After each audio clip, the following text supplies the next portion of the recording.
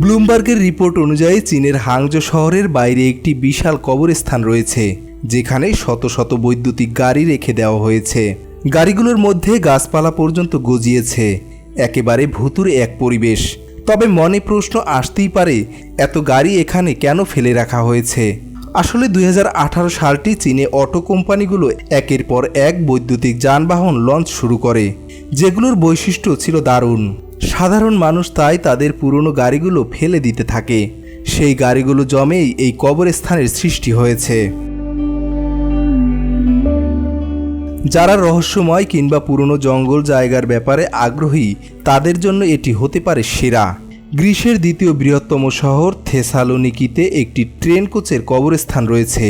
Atlas অবস্কুরা website অনুসারে 1980 এর দশক থেকে ট্রেনের যে কোচগুলো পুরনো হয়ে যায়, প্রশাসন সেগুলো এখানে ফেলে দেয়। বছরের পর বছর ধরে ট্রেনের কোচগুলো এখানে এভাবেই পড়ে আছে। লোহাকে স্ক্র্যাপ হিসেবে নিলামে তোলার চেষ্টাও চলছে, কিন্তু এত বেশি টিন আছে যে কিছুতেই তা নিয়ন্ত্রণে নেওয়া সম্ভব হচ্ছে না।